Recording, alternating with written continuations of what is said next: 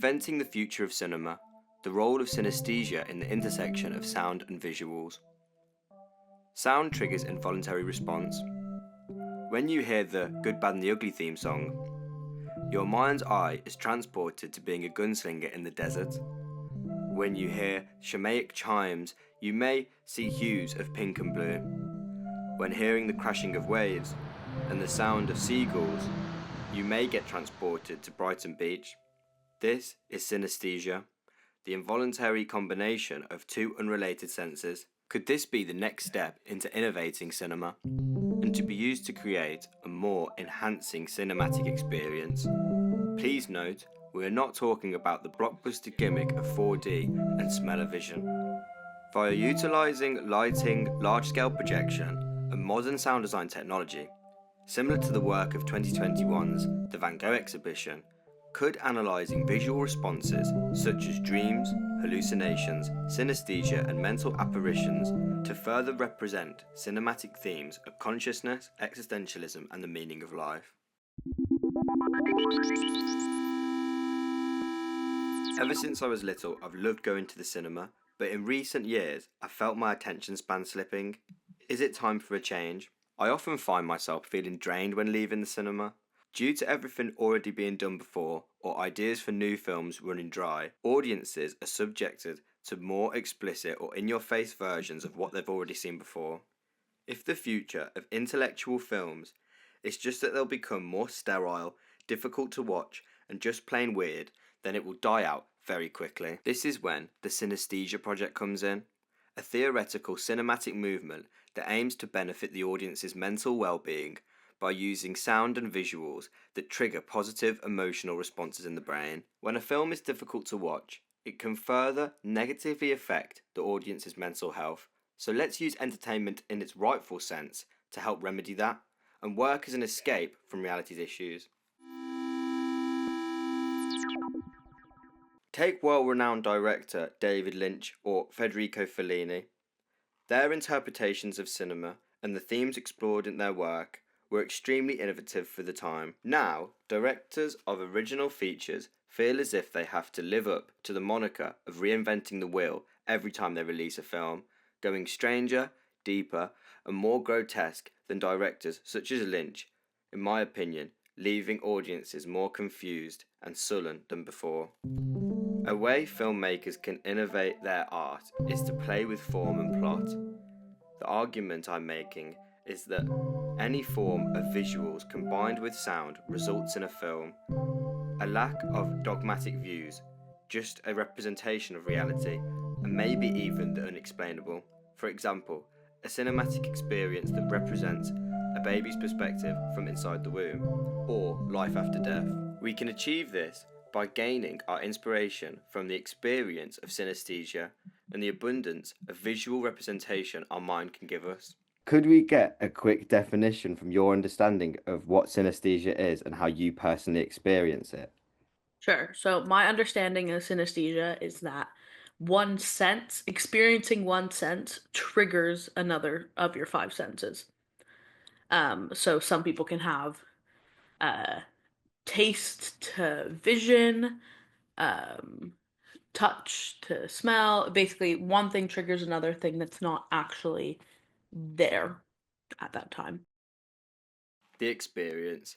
Inspired by immersive art exhibitions like the Van Gogh experience or Illusions and the Moonwalker exhibition, the Synesthesia project aims to combine the latest in visual technology to take the cinematic experience back to its golden age. My experience of synesthesia is via certain sounds, or all sounds really, um, tint as if I'm wearing like a colored glasses. So some people I know, where they experience sound and it's like almost like a hallucination sort of thing, or like it's got actual shape to it. For me, it's just color tints, like over my eyes, and they're easily ignorable, but I can also pay attention to them if I want to. Visual inspirations. The three-dimensionality of sound. Citizen Kane is generally considered the first modern-sounding film, taking from radio production in its use of three-dimensionality of sound dialogue, foley and music. Blue, directed by Derek Jarman, a film in which the screen is completely covered in the colour blue, relies on sound to convey its message. Jack Whitten. In this section, I'd like to highlight the works of Jack Whitten and how he breaks the boundaries of art by using paint as a solid, creating little slabs from it and sticking them down on the canvas like you would cement a brick. How these slabs reflect light gives a shining and glistening effect to the work that's slightly bumpy in 3D, making the work jump off the canvas. This is the sort of effect I'd like to achieve when designing and animating the visuals for the Synesthesia project. As previously shown, I've also included some footage from BBC Two's TV Idents. Its combination of playful animation and sound design is similar to the visuals I'd like to display in my work. Previously shown as a clip from A$AP Ferg's music video for Floor Seats. I'm inspired by the way the sporadic editing and collage-like effects really brings me into the world that they're trying to convey. I've also included a visual reference from the book Spirit Behind the Lens by Eddie O'Chur. Eddie O'Chur is a London-based filmmaker who positions his characters perceivingly warped and dreamlike. This is also how I'd like to display my subjects in the Synesthesia project. We'll try and give the same energy as the colors without necessarily using them. But yeah, no, it's definitely the main leader in the choices that I make. I always say with design, I'm not a movement focused lighting designer. So a lot of people in music will like make their lights move all the time. Um, I'm definitely more of like color and then like flashing to the beat. The Synesthesia project is an exploration into film and how art affects our mental health, and how we can create positively from gaining our inspiration from the way sound affects the way we see things. The Power of Sound in Jeanette Cardiff's 40-part motet. It struck me years and years ago. I was on the phone with someone and I could hear seagulls, and all of a sudden I was there with them on the beach. For me, it's like time and space travel. This installation combines visual and sound in a unique way, allowing the audience to experience the sound physically. The audience purposefully embodies the sound, letting it transport them away. That somewhere being the director's intended idea for the visual piece that they had in mind. This is a cheap, ethical and sustainable way of creating film/theatre, and using sound and blocking to captivate an audience internally. Cardiff uses an anecdote to explain how she heard seagulls over the phone while talking to a friend, and it transported her to the beach. This is similar to the experience of synesthesia, and could go to help an audience focus and become calmer. This has massive ethical benefits and makes film production well-being focused. Derek Jarman and the use of colour.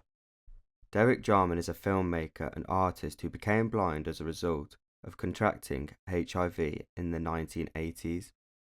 As he was a filmmaker prior to his diagnosis, the visual medium was a very important part of his life, and having that stripped away from him, he decided to create a film with just one colour, utilising audio to tell a story.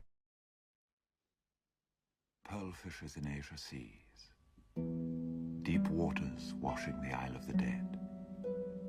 In coral harbours, amphora spill gold across the still seabed. We lie there, fanned by the billowing sails of forgotten ships, tossed by the mournful winds of the deep. Lost boys sleep forever in a dear embrace, salt lips touching. In submarine gardens, cool marble fingers touch an antique smile. Shell sounds whisper deep love, drifting on the tide forever. This shows us how effective audio alone can be when used as a tool to tell a story.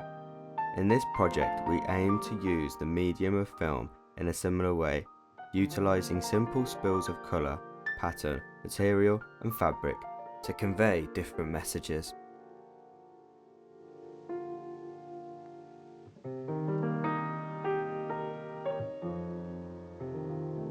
Don't know why there's no sun up in the sky, stormy weather, since my man and I ain't together. Keeps raining all the time.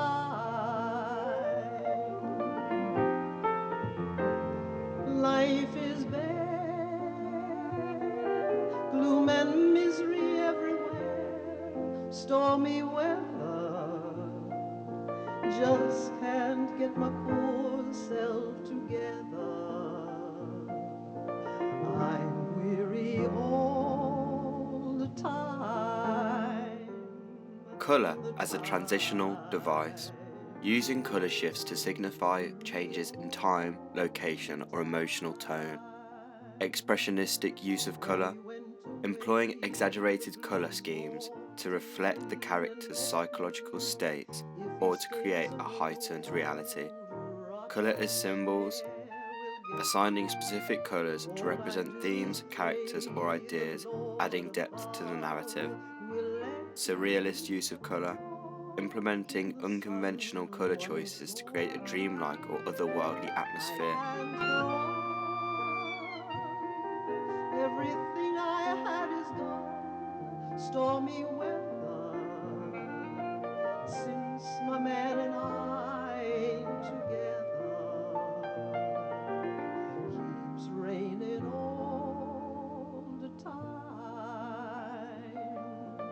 Keeps raining all the time. Using art to benefit mental health. I think it's time artists begin to create art with the intention of positively benefiting an audience's mental well-being. The Synesthesia project is also an artistic movement/collective that is being founded through this dissertation, where filmmakers and other artists are asked to follow a simple set of rules, similar to the manifestos created by an artist like Guy Debord. The examples of the rules could be: the artists must create with the intention to positively benefit someone's feelings. The work must use a combination of visuals and sound. The art must be presented in a unique and visually captivating way, similar to the Van Gogh exhibition in 2018 that we previously mentioned. I do think that it's good for anyone's mental health to talk about and explore the things that are happening in their brain naturally.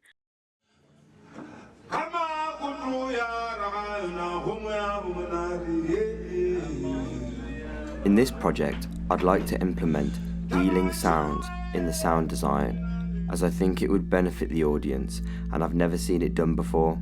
The Synesthesia project's films break away from the traditional narrative and aim to use the combination of sound and visuals to heal an audience as it is watching.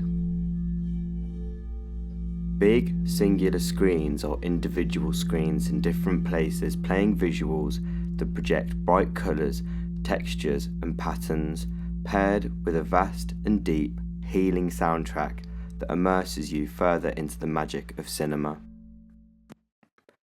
There are two aspects of vibrations, fine and gross, both containing varied degrees. Some are perceived by the soul, some by the mind, and some by the eyes.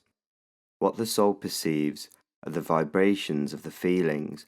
What the mind conceives are the vibrations of the thoughts.